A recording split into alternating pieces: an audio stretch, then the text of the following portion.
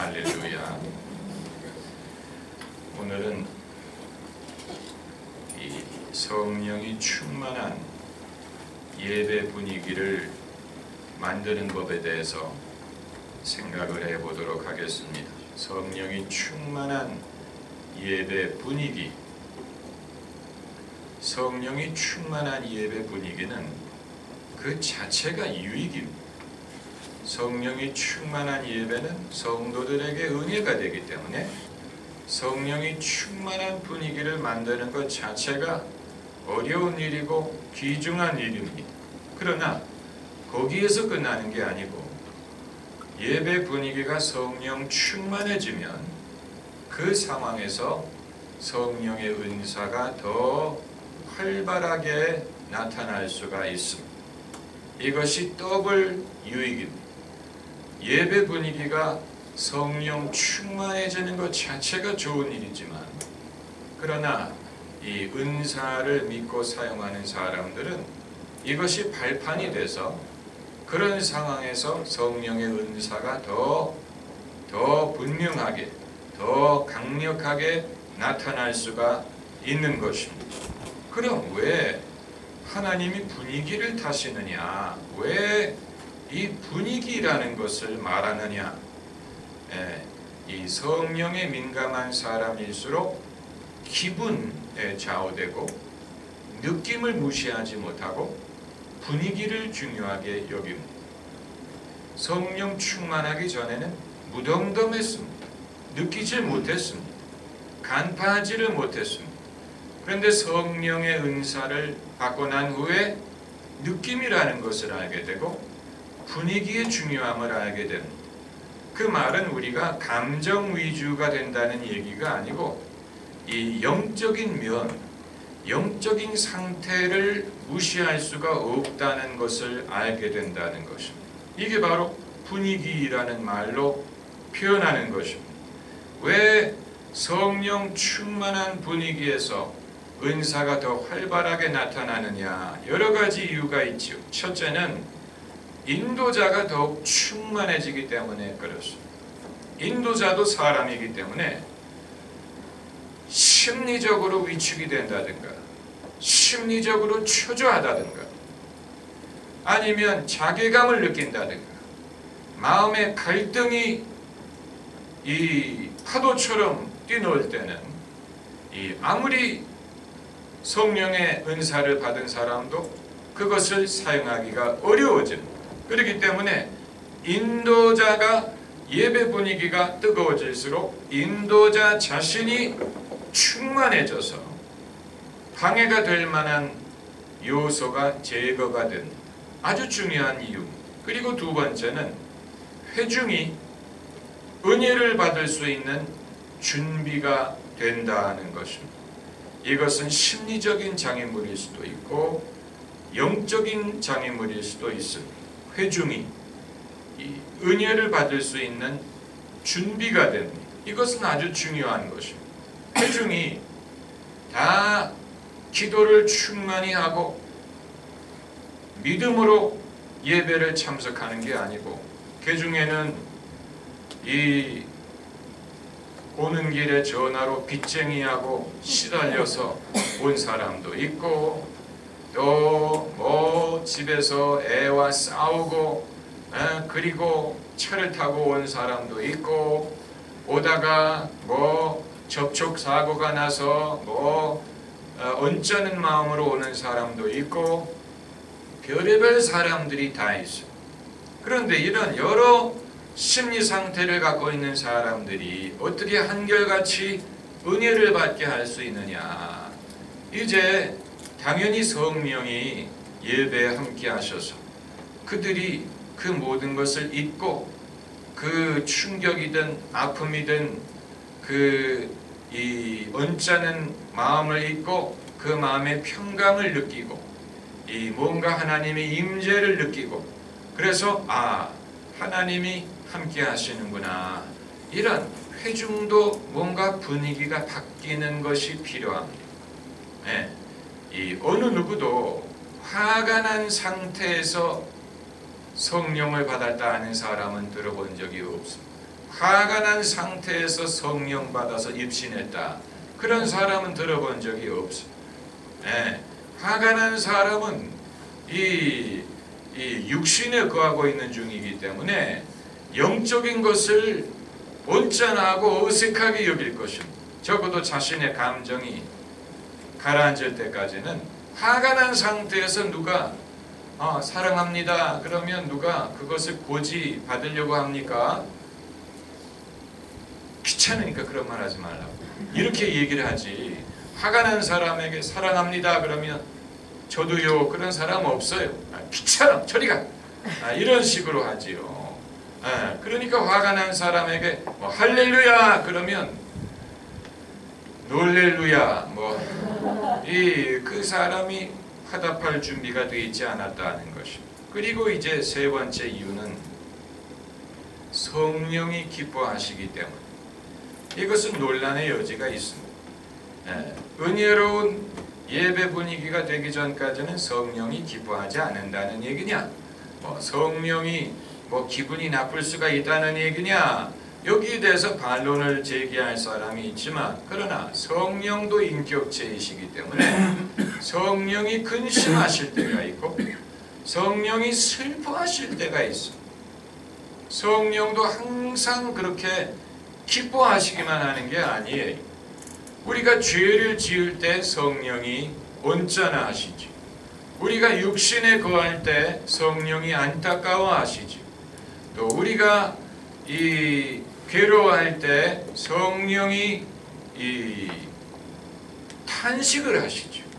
성령, 로마서 8장에 성령이 말할 수 없는 탄식으로 하나님의 뜻을 쫓아 우리를 위하여 간구하신다고 했습니다. 예수께서도 이 귀머거리를 고치실 때 탄식을 하셨다라는 성경 구절이 있습니다. 고난 중에 있는 인간을 보실 때 하나님도 탄식하시는. 그렇기 때문에 이 성령이 활발하게 역사하게 하기 위해서는 우리의 분위기에 우리의 모임과 예배 질적인 요소에 성령이 같이 기뻐하실 만한 그런 분위기가 되어야 된다는 것입니다. 그리고 네 번째 이유는 회중의 믿음이 고조되기 때문입니다. 회중의 믿음, 이것은 collective faith, 개인의 믿음이 아니고 집단의 믿음. 우리가 혼자 신앙생활할 때는 개인의 믿음으로 충분하지만 회중, 믿는 사람들이 모였을 때에는 집단의 믿음이 필요합니다. 하나님이 그 가운데 역사하시기 위해서는 그 회중이 같은 믿음을 가져야 될 필요가 있습니다. 그래서 성령의 능력이 나타나기 위해서는 회중의 믿음이 커져야 됩니다. 한 사람이 은혜를 받을 때, 몇 사람이 은혜를 받을 때 다른 사람들도 은혜를 받기가 쉬워지는 이유가 바로 거기에 있습니다. 그때 몇 사람이 은혜 받는 것을 보고 다른 사람들의 믿음이 고조가 되는, 만약에 한 사람이 병이 낫는 것을 경험하면 다른 사람들도 쉽게 병이 날 수 있을 것입니다. 왜냐하면 순간적으로 회중의 믿음이 커지기 때문에 이 회중의 믿음의 그 레벨을 우리가 간과할 수가 없습니다.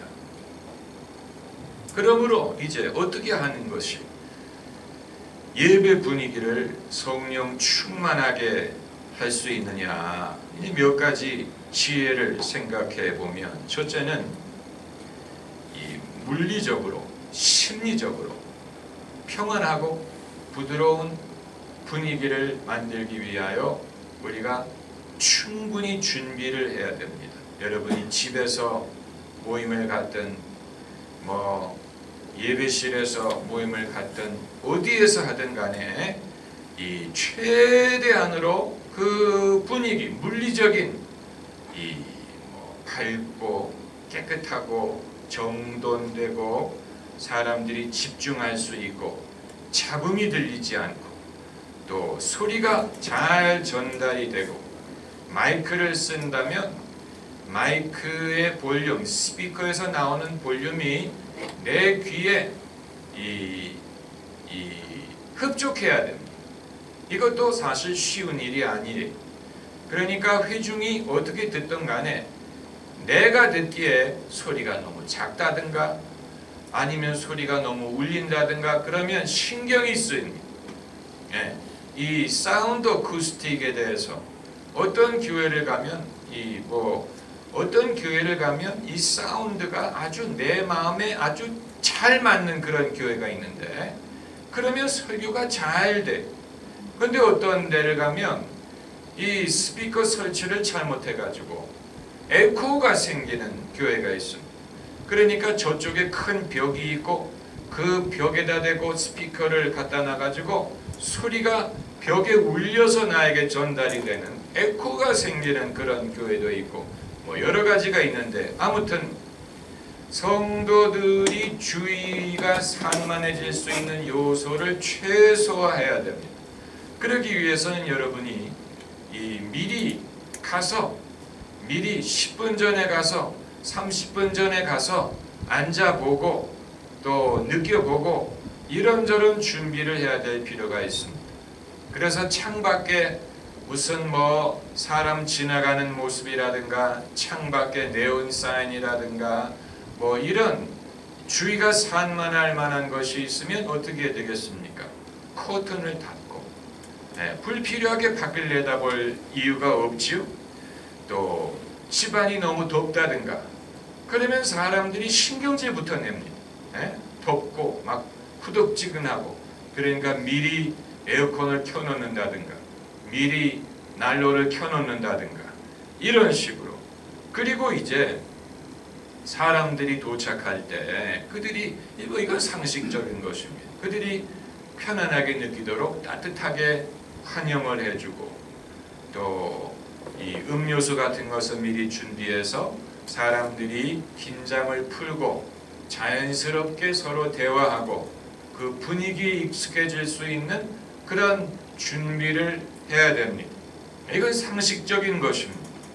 그런데 이제 소그룹을 할 때는 이 의자의 이 위치를 극장처럼 여러분이 지금 앉아 계신 것처럼 한쪽을 바라보는 식으로 의자를 배치하는 것보다는 요즘에는 부채꼴식으로 이 인도자를 바라보면서 이 성도들도 서로를 어느 정도 볼 수 있는 그런 반원이라든가 4분의 1 원이라든가 부채꼴식으로 의자를 배치하는 것이 도움이 됩니다. 왜냐하면 서로를 어느 정도 볼 수도 있고 예배 드릴 때 찬양할 때 그냥 나와 OHB 스크린만 보이면 좀 그렇지만 다른 예배하는 사람도 봐가면서 하게 되면 훨씬 이 그룹의 느낌을 나눌 수가 있는 것입니다.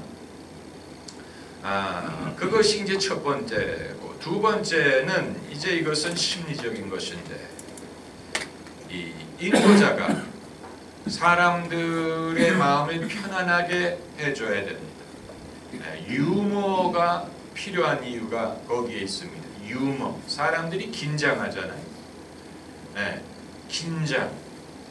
제가 아는 어느 성도님이 이제 자녀를 결혼시키기 위해서 상견례를 했는데 어느 호텔에서 이제 그 사돈될 가족들을 만나기로 했는데 이 예정 시간보다 너무 일찍 도착한 거예요. 근데 일찍 도착하면 일찍 도착했다고 생각을 하지 말고 차를 대고 가서 이미 미리 자리를 보고 어디 가서 커피라도 한 잔 마시고 그렇게 해서 넉넉한 마음으로 가야 되는데 이분들이 일찍 도착했으니까 차를 몰고 한 바퀴 돌고 다시 오자 그랬어요.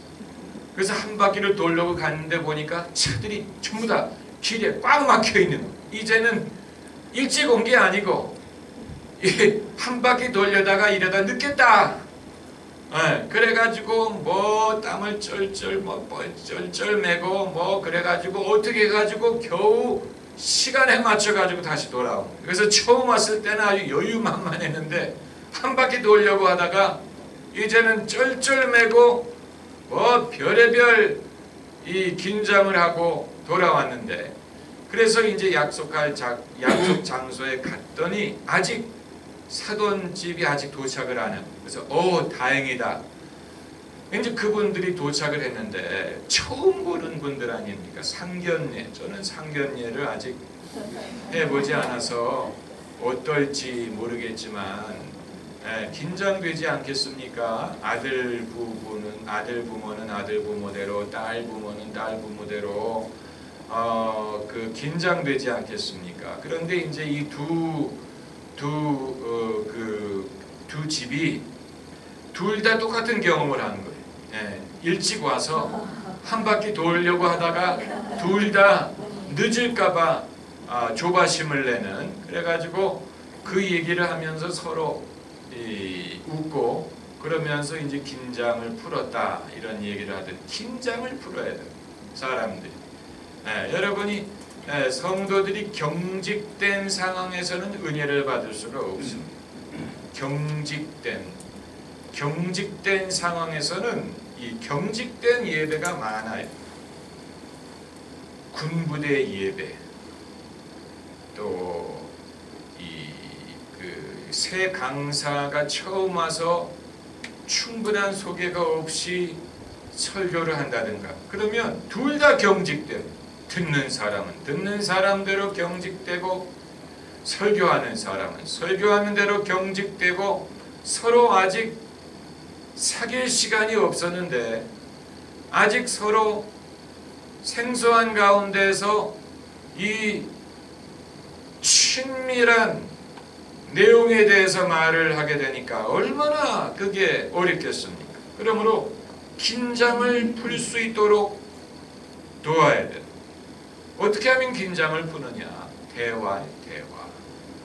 소그룹의 경우에는 그러므로 안부를 묻고, 처음부터 뭐 시간이 되었으므로 묵도하심으로 예배를 시작하겠습니다, 그렇게 하지 말고 경직된 상황에서 시간이 되었으므로라는 말 제발 쓰지 마세요. 시간이 되었으므로라는 말은 왜 하는지 아세요? 사람들이 아직 다 안 모였기 때문에 아직은 시작할 때가 아닌데, 시간이 됐기 때문에 할 수 없이 시작한다는 뜻으로 시간이 되었으므로 라고 말하는, 그 자체가 벌써 긴장하고 있다는 증거예요. 내가 지금 사람들이 아직 다 오지 않아서 초조하고 좀 그런데, 그렇다고 안 시작할 수 없기 때문에 많은 사람들이 시간이 되었으므로 그렇게 하지 말고 자기 자신도 긴장을 풀어야 돼요. 대화를 하고 이 질문을 한다든가, 뭐 여러분 저녁을 드셨습니까? 오늘 보니까 오늘 오는 길에 뭐 비가 내리고 뭐 천둥이 치던데 여러분 오다가 뭐 두려운 분은 없었습니까? 뭐 장독 뚜껑을 덮어놓고 오셨습니까? 뭐 이런, 이게 뭐 쓸데없는 얘기 같지만 이건 이제 유머와 대화를 통해서 서로 긴장을 풀고 분위기를 부드럽게 하기 위한 것이죠. 이건 그때 상황을 봐가면서 해야지 미리 써가지고 와서 여러분 오늘 이렇게 그 날씨도 더워지는 오늘 6.25 뭐 몇십 년을 맞아가지고 여러분 오늘 뭐 이제라 어찌 우리 나를 원수가 뭐 이런 식으로 그런 그 TV에서 하는 것처럼 앵커들 어나운서들이 미리 준비해 가지고 와가지고 뭐 그런 식으로 그 프로처럼 할 필요가 없어요. 자연스럽게 여러분이 되는 대로 되면 하고 안 되면 안 하고, 뭐 안 되는 걸 억지로 하려고 할 수는 없지만, 그러나 긴장을 풀어줘야 돼. 긴장을, 어린아이들이든 뭐 어린아이들은 뭐 여러 친구들 안녕, 뭐 우리 옆에 있는 친구들과 같이 인사해요, 뭐 할렐루야, 뭐 선생님들한테도 인사합시다, 뭐 이런 식으로 이제 서로 서먹서먹한 마음을 풀고 상황에 적응할 수 있도록 돕는 것입니다. 그래서 편안한 마음으로 예배를 시작할 수 있어야 되고, 그리고 이제 세 번째는 예배가 시작되면 회중의 관심을 최대한 집중시키려고 해야 돼. 이건 적어도 저에게는 필수적입니다. 저에게는 이것이 필수적입니다. 어떤 이들은 이것이 좀 과다하고 불필요하고 또 너무 인도자 독단적이다라고 생각하는 사람이 있을 수 있습니다. 그러나 할 수 없습니다.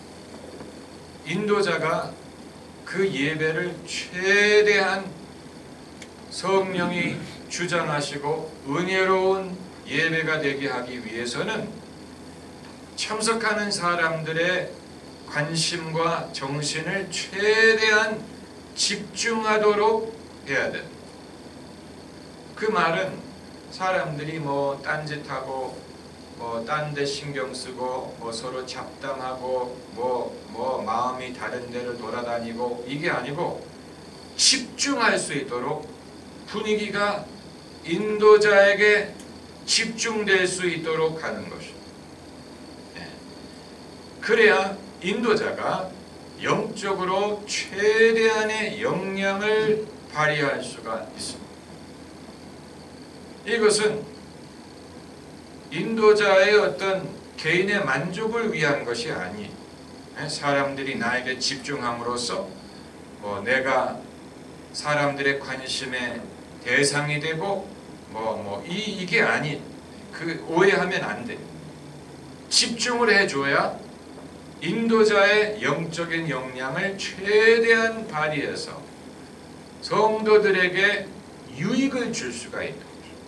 성도들을 최대한 섬기기 위해서는 성도들도 최대한 협조를 해줘야 됩니다.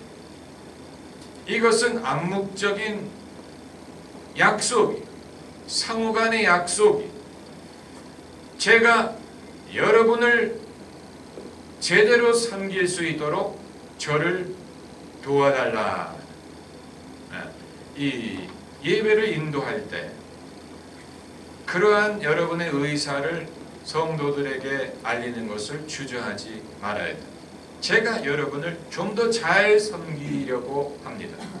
제가 여러분을 섬기기 위해서는 하나님이 제게 주신 은사든 하나님이 오늘 예배하신 것이든 이것을 여러분에게 전달하기 위해서는 여러분도 여러분의 몫이 있고 여러분도 최대한으로 협조를 해 주셔야 됩니다. 그러면 제가 여러분에게 더 최대한으로 섬길 수 있습니다. 이것이 성도들과 인도자 간의 암묵적인 이 약속이, 암묵적인 거래.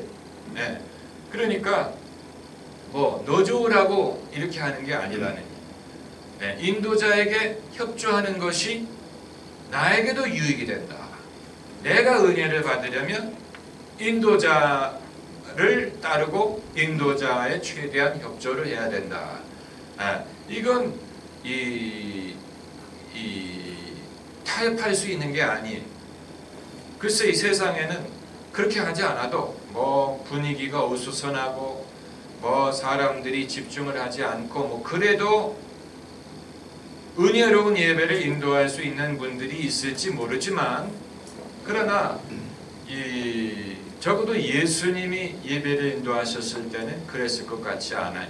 사람들이 그야말로 바늘 떨어지는 소리를 들을 정도로 집중을 했을 것이라고 생각이 됩니다. 이런 예배를 인도하는 데 있어서 제가 아는 이 방면의 최고의 전문가 중에 한 사람이 베니힌 목사님.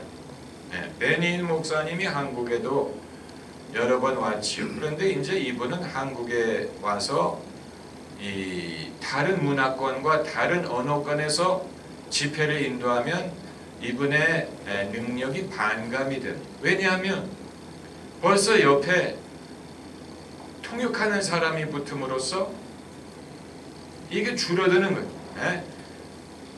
The Holy Spirit is here with you. 성령이 여러분과 함께 하십니다. Let's pray together. 여러분 우리 같이 기도하십시다. 이 벌써 이제 분위기가 그리고 이분은 이거 제가 여러분이 직접 보지 않으면 실감을 할 수 없는데 그분은 이 등단을 하면 예배가 끝날 때까지 모든 것을 다 본인이 인도를 합니다.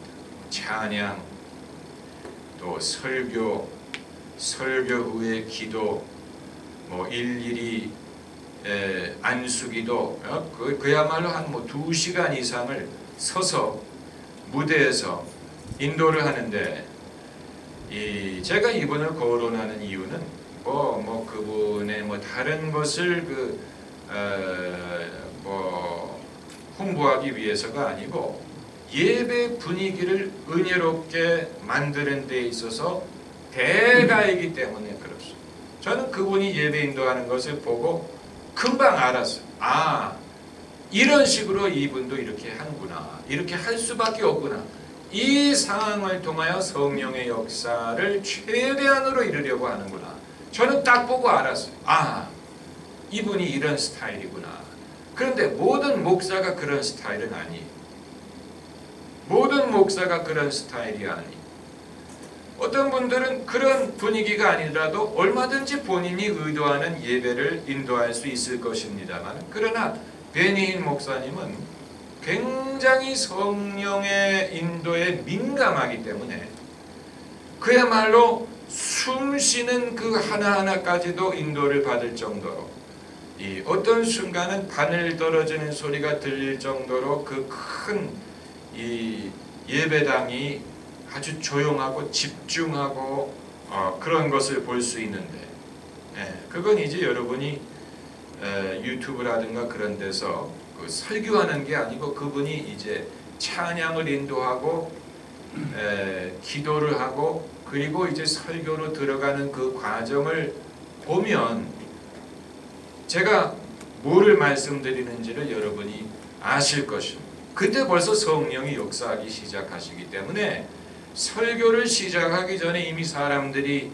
성령 충만함을 받고 은혜를 받고 엉엉 울고 별의별 역사가 벌써 다 일어나기 시작하는데, 그건 이 하나님의 임재가 아주 강력하게 임하기 때문에 이 설교를 시작하기 전에 병자를 위해서 기도하기 전에 이미 사람들이 은혜를 받기를 시작하는 것인데, 이것은 물론 그분의 기름 부음 때문이기도 하지만, 그럼 기름 부음을 그렇게 받은 사람이 왜 성도들이 집중하는 그런 분위기를 필요로 하느냐? 아무리 기름 부음이 있더라도 그런 분위기가 성립이 돼야 그 기름 부음이 성도들에게 유익할 수 있기 때문에 그런 것이죠. 이 찬양의 요소를 우리가 간과할 수가 없습니다. 찬양, 아마 여러분 중에는 난 다른 거는 할 수 있는데 찬양 인도하는 것만큼은 너무 배워야 될 게 많다. 이제 와서 내가 무슨 기타를 배울 거냐, 무슨 발성 레슨을 받을 거냐, 어떻게 내가 예언도 하고 방언 통역도 하고 성령의 은사도 경험하고 찬양까지 인도하느냐. 찬양 인도에 대해서 제가 몇 가지 팁을 말씀을 드리면, 저도 수년 목회하면서 배운 지혜, 첫째는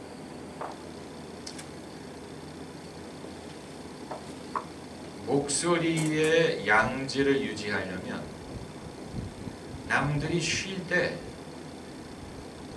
소리를 멈추지 않고 한 번 올라간 목소리는 계속 숨이 다 빠질 때까지 유지하는 것이 도움이 됩니다. 그 말은 무슨 말이냐면, 나 같은 죄인 살리신 주의 놀라와 이뤘던 새. 제가 뭘 했습니까? 쉬지 않고 목소리를 그대로 지속했죠. 왜냐하면 거기서 쉬었다가 다시 들어와서 음을 맞추는 것보다는 한 번 올라간 음을 지속하는 게 훨씬 나아요. 제가 다시 한번 해볼게요. 나 같은 죄인 살리신. 여기서는 쉬어도 돼요. 왜냐하면 이미 낮은 거기 때문에. 그의 놀라와 이렇게 쉬고 하는 것보다는 그의 놀라와 이뤘던 죄. 그 남들이 쉴 때 나는 쉬지 않고 그 목소리를 지속했기 때문에 벌써 잃었던 그걸 할 때는 벌써 목소리가 비브라토가 나오기 시작하고 훨씬 뭐라 그럴까 힘 있는 목소리가 나올 수가 있어요. 이건 제가 터득한 한 지혜. 그래서 남들이 쉴 때 안 쉬어요. 그리고 남들이 기대하지 않을 때 살짝 숨을 쉬어요. 살짝 숨을 쉬어요. 왜냐하면 저는 이 가창력이 힘이 이렇게 충분하지 않기 때문에 마치 엔진을 한번 가동시키면 계속 돌려야 되지 중간중간에 이렇게 셧다운 했다가 다시 틀고 이래가지고는 승부가 안 돼. 한번 목소리를 내기 시작하면 계속 내야 그 소리를 살릴 수 있는 그런 역량이기 때문에 저는 그렇게 하는 거예요. 네, 그렇기 때문에 어느 순간 이런 순간이 있어요. 왜냐하면 숨이 막혀요. 그건 이 목소리로 최대한의 효과를 누리기 위한 제 나름대로의 방식이. 그리고 이 가사가 없는 가운데 찬양을 인도할 때 어떻게 사람들에게 가사를 일러주느냐, 그것도 지혜가 있습니다. 마지막 소절이 나올 때 다음 소절을 얘기하면 마지막 마지막 단어, 마지막 음이 나올 때 다음 소절을 말하면 됩니다. 그러니까 승리하였네 어린 양의 보혈로 그 보혈의 능력으로 서리라 할 때 이제 가사를 불려준다고 하면 승리하였네 어린 양의 보혈 그 어린 양 이런 식으로 마지막 단어를 할 때 그건 좀 적절한 예가 아닌 다른 뭐 좋은 게 뭐가 있을까요? 지금까지 지내온 것 주의 크신 은혜라. 그 다음에 뭐죠? 아니야. 지금까지 지내온 것 주의 크신 은혜 한이 없는 주의 사랑 어찌 이루말. 그 다음에 뭐죠? 어찌 이루마라 자나깨나 자나 이런 식으로 그 마지막 단어가 있을 때 그 다음에 소절을 이렇게 불러주는. 그런데 그때 그 다음 소절을 다 말해줄 수는 없어요. 자나깨나 이러지. 자나깨나 뭐죠? 자나깨나 자나깨나 주의 손이 항상 자나깨나 주의 손이 항상 인도하시고 이렇게 하면 이상하잖아요. 그러니까 할 수 있는 만큼만 하면 돼요. 자나깨나 그런 식으로 부분적으로 왜냐하면 사람들이 그 앞에만 말해주면 대충 기억을 합니다. 무슨 말인지 아시겠죠? 그러니까 이것도 제가 남이 하는 거 보고 배운 거예요. 제가 대학교 다닐 때 이 크리스찬 보컬 그룹에 있었는데 그 리드하는 친구가 우리가 같이 기도하는 중에 찬양을 인도하다. 그러면서 가사를 불러주는데 그런 식으로 불러줘. 그러니까 사람들이 난 가사를 모르면 노래를 못 부른다라고 선입관을 갖고 있을지 모르지만 그런 식으로 불러주면 따라 부를 수가 있는 사람들. 따라. 그리고 처음 부르는 곡이 아니라면 대충 아는데 기억이 잘 나지 않는 것뿐이죠. 그러니까 그런 식으로 그러려면 여러분이 뭘 해야 됩니까? 가사를 수백 곡의 가사를 외워야 돼. 도리가 없어. 특별히 다 못 외우면 후렴만이라도 외웠어요. 찬송가의 후렴만이라도 외웠어요. 찬송가 후렴이 많이 있죠. 주여 성령의 은사들이 오늘도 내려 줍소서의 후렴으로부터 불러도 돼. 그걸 1절부터 은혜가 풍성한 라고 하게 되면 좀 긴 느낌이 들잖아요. 기도하다가 1절부터 부르면 좀 긴 느낌이 드는데 후렴부터 부르면 그 곡의 느낌을 살리면서도 적절한 길이의 곡이 될 수가 있어요. 그런데 그러려면 후렴을 외워야 돼. 수많은 곡의 후렴을 여러분이 외우셔야 돼요. 무슨 그 이외에도 어떤 곡이 있습니까?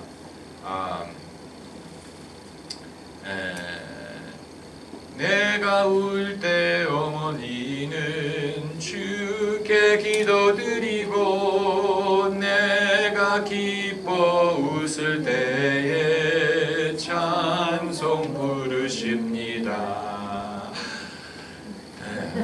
숨을 안 쉬고 후렴을 처음부터 끝까지 불렀으니까. 왜냐하면 중간에 멈추면 이 목소리를 다시 살리는 게 어려워. 성악가들은 안 그럴 거예요. 성악가들은 충분한 이 성량이 있기 때문에 괜찮아. 신권사님은 안 그러셔도 될 거예요. 그런데 저는 끝까지 쉬지 않고 불러야 이걸 살려요. 이걸 특별히 아주 신나는 찬송가, 아주 신나는 곡이 뭐가 있을까요?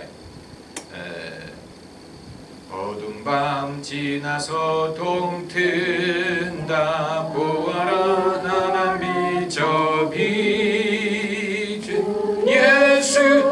그것도 보아라 저 비주 이렇게 하는 것보다도 보아라 저 비주 예수의 나라 이 땅에 고독겠네 오겠네. 남들이 숨 쉴 때 내가 그 목소리를 지속함으로써 훨씬 극적인 그런 노래를 부를 수가 있어요.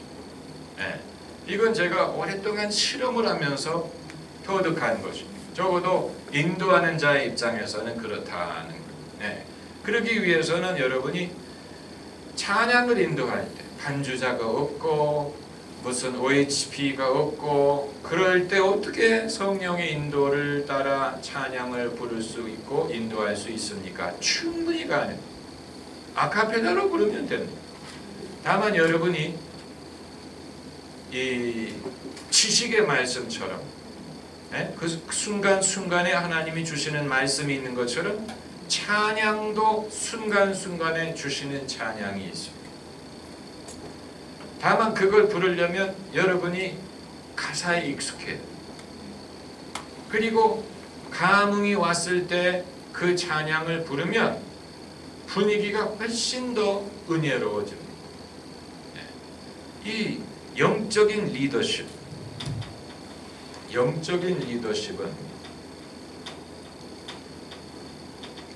그 순간에 하나님이 주시는 기름 부음이라고 보면 됩니다.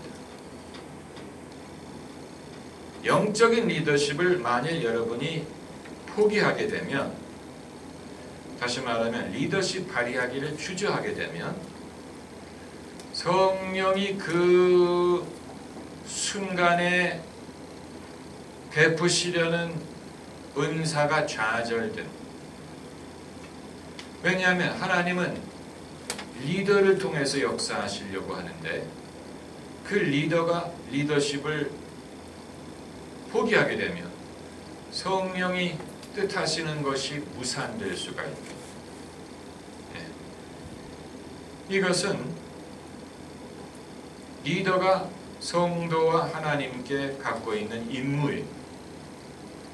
근데 리더십을 포기하게 되면, 포기하는 이유는 여러 가지. 내가 너무 나서는 거 아닌가? 내가 너무 독선적으로 보이지 않을까? 내가 뭐라고 이 사람들을 이런 식으로 이래라 저래라 할 수 있단 말인가? 이런 식으로 스스로 영적인 리더십을 포기하게 되면 하나님이 여러분을 통해서 그 모임에 이르려고 하시는 것들이 무산됩니다. 그러므로 주님이 나에게 기름 부음을 주셨다고 믿고 나에게 어떤 일을 맡기셨다고 믿으면 적어도 그 시간만큼은 영적인 리더십 발휘하기를 주저하면 안 돼요. 이건 이제 별도의 주제입니다. 이 영적인 리더십을 언제 발휘하고 또 언제 양보해야 될지 그건 별도의 주제입니다. 영적인 리더십을 남에게 양보해야 될 때도 있습니다. 찬양 인도자가 설교자에게 영적인 리더십을 양보해야죠. 설교 시간이 되면. 또 설교자가 지휘자에게 영적인 리더십을 양보해야 될 때가 있습니다. 성가대가 성가 부를 때, 아니면 누가 특성을 부를 때 그 사람에게 영적인 리더십을 양보해야 되죠. 또 어떤 경우에는 설교하는 사람과 기도회를 인도하는 사람이 다를 수가 있어요. 그럴 때는 설교자가 설교가 끝나면 기도 인도자에게 영적인 리더십을 양보해야죠. 이건 이제 더 어려운 부분입니다. 영적인 리더십을 남에게 양보하고 나의 역할은 여기까지다 라고 판단할 수 있는, 그건 이제 어려운 문제이기 때문에 오늘 다 말씀드릴 수가 없지만 그건 영적인 리더십이 어떤 것인지를 알고 쓸 줄 아는 사람에게 해당되는 것입니다. 그리고 이제 네 번째로 성령 충만한 예배 분위기를 만들기 위해서는 고조되는 영적인 분위기를 타야 된다. 분위기를 타야 돼. 그 말은 파도를 타는 것처럼 고조되는 영적인 분위기를 타노라면 성령이 하고자 하시는 일을 느끼게 됩니다. 매번 다릅니다. 성령이 무엇을 하려고 하실지 매번 달라요. 그러나 매번 유익한 일이 일어납니다. 우리 성경 구절 한 구절 찾아보겠습니다. 고린도전서 14장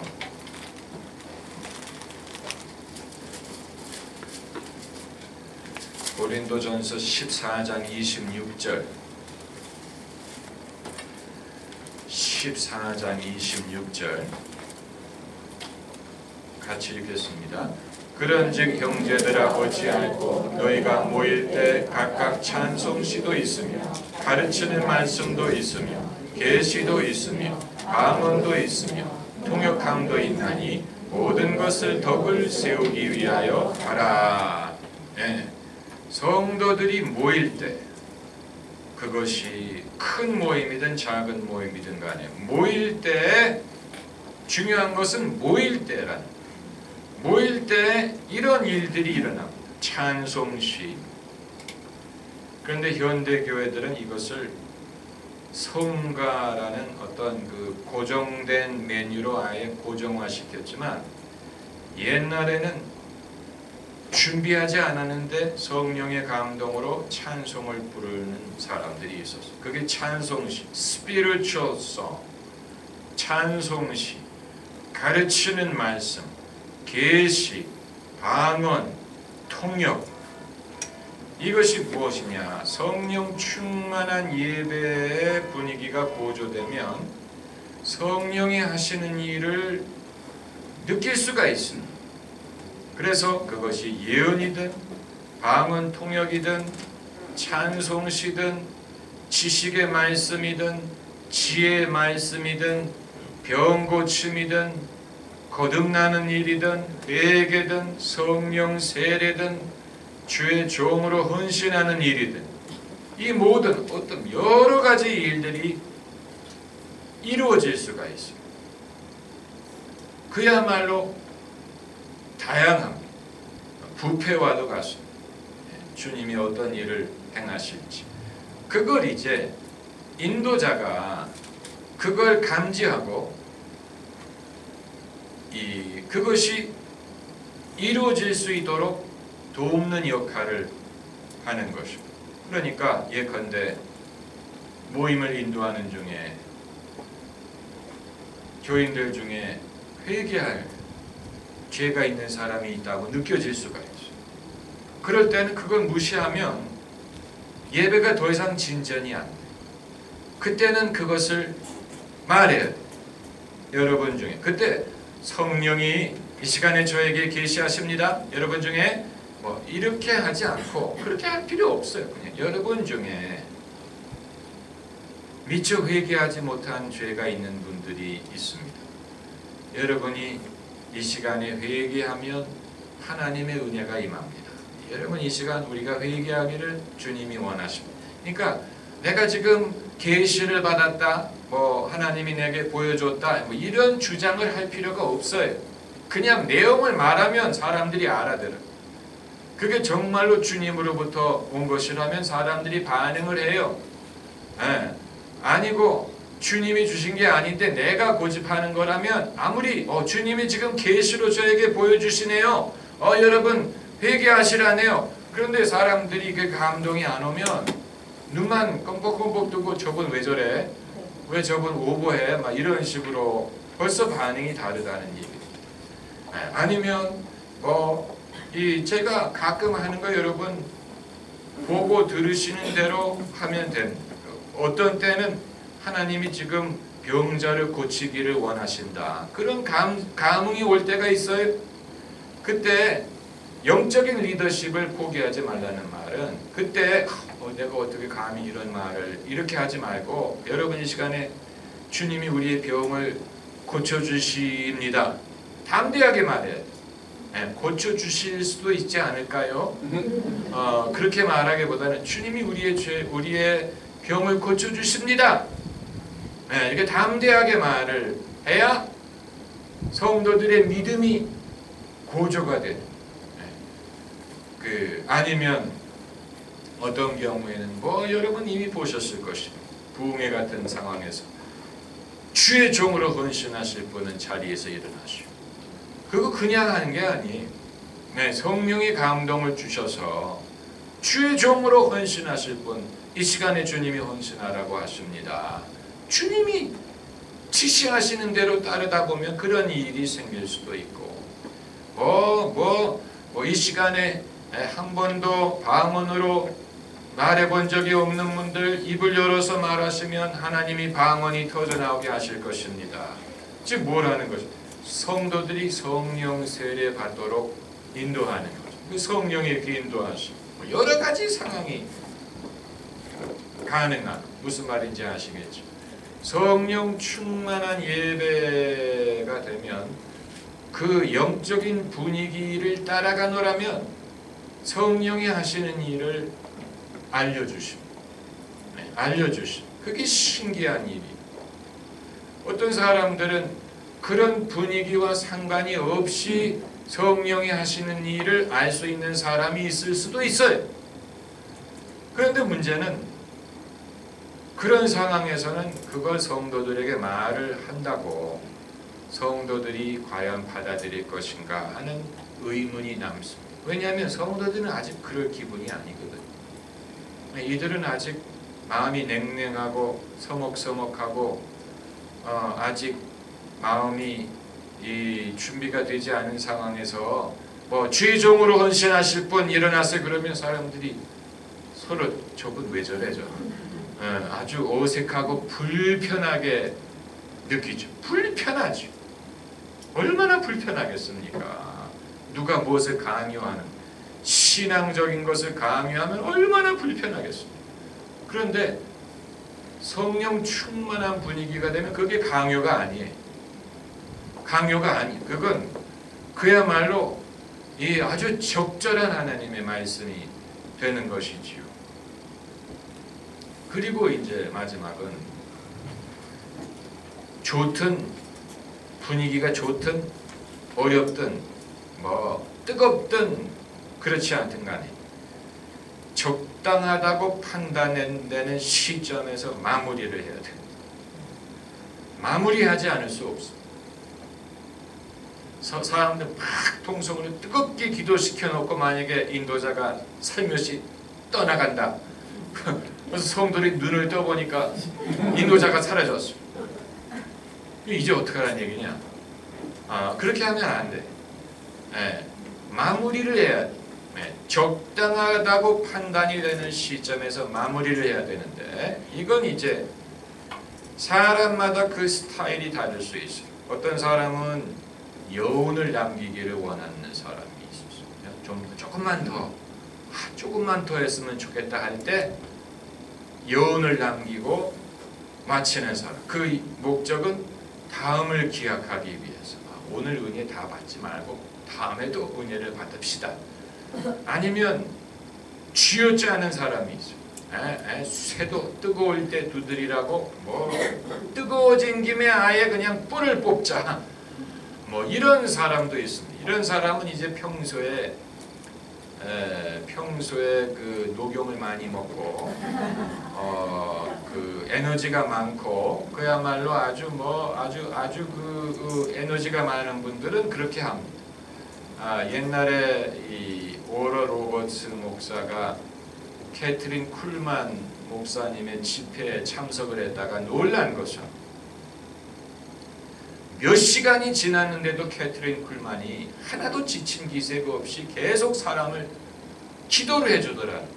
그래서 오럴 로버츠 목사가 나는 한 2시간 지나면 기진맥진해서 더 이상 서 있을 수도 없는데 어떻게 이분은 몇 시간이 지나는데도 지친 기색 하나 없느냐. 아주 놀랐다고 했는데 사람마다 그게 달라요.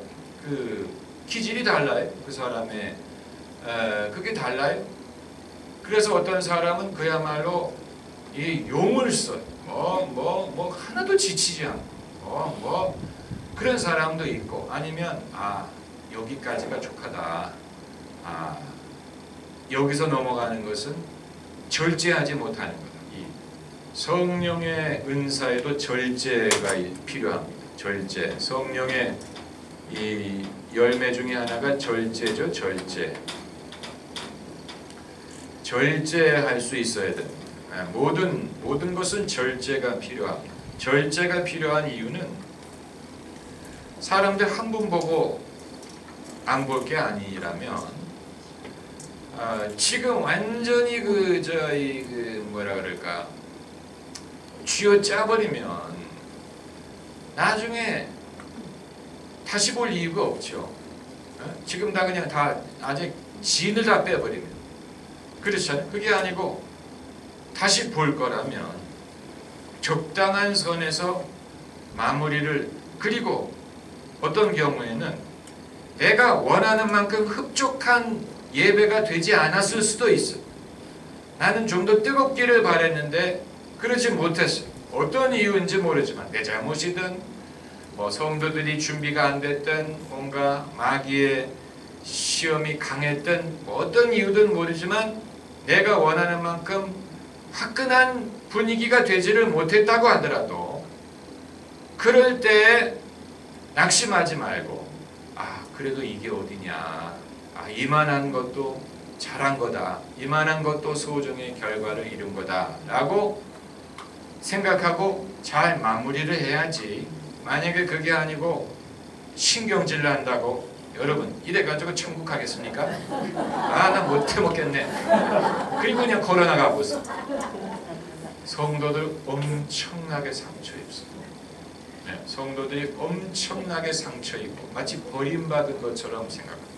우리가 얼마나 믿음이 없다면 저 사람이 우리를 저렇게 믿음 없는 사람, 성령 모르는 사람으로 여기고 그냥 걸어나가느냐. 굉장히 상처를 입어요. 저도 제가 과거에 그런 실수를 해봤기 때문에 말씀드립니다. 어떤 경우에는 사람들이 전혀 은혜 받을 준비가 안 된 것처럼 보일 때가 있어요. 그런데 천리길도 한 걸음부터에 어떻게 첫 술에 배가 부를 수가 있겠습니까? 그렇기 때문에 이 사람들이 내가 원하는 만큼 반응을 하지 않는다고 그들을 탓한다든가 원망한다든가 야단을 친다든가 여러분 내가 보니까 정말 여러분은 정말 그동안의 교회 생활을 어떻게 했는지 모르겠는데 정말 이 팔자 좋은 사람 그런 식으로 신앙생활 하면 안 됩니다. 뭐 이렇게 하고 걸어나가 보세요. 성도들 상처 입고 그리고 그것은 두고두고 나를 따라다닙니다. 그때 내가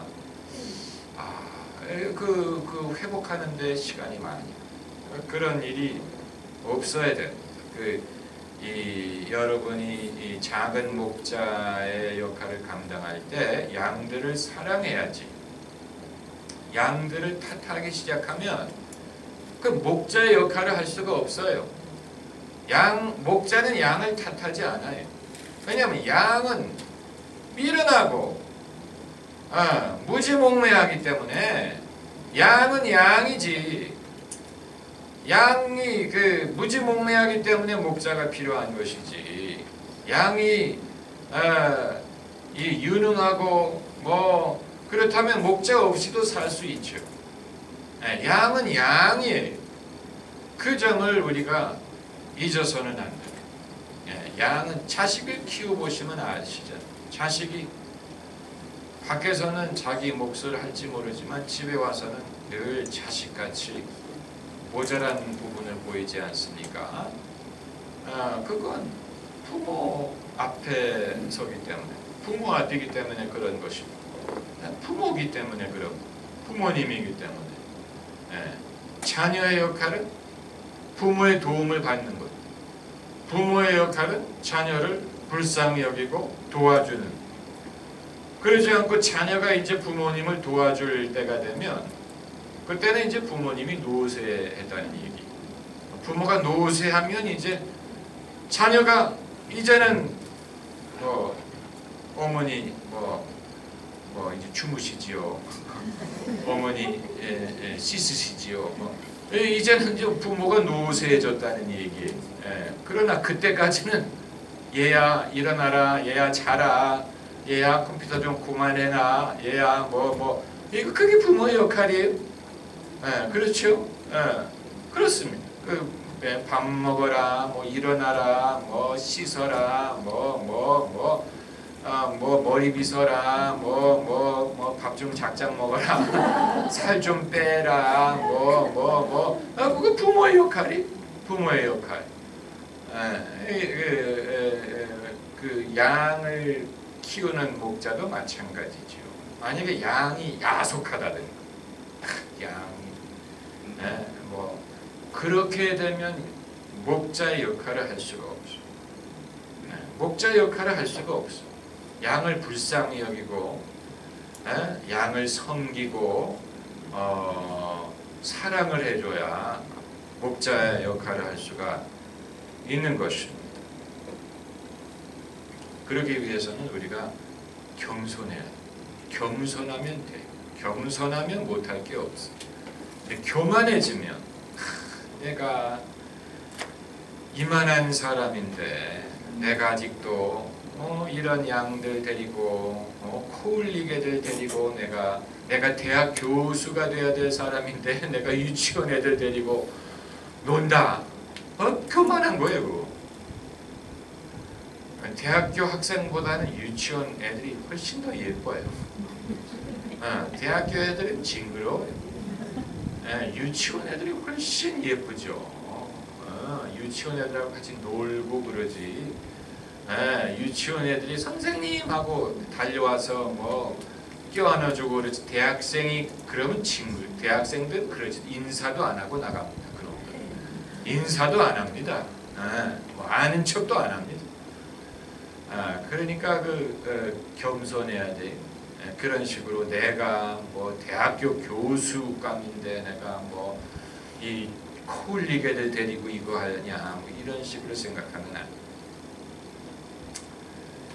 돼. 그 질문을 받고 그리고 우리 단체 사진을 한 장 찍고 그리고 마무리하기로 하겠는데 촬영은 여기까지 하시면 되겠습니다.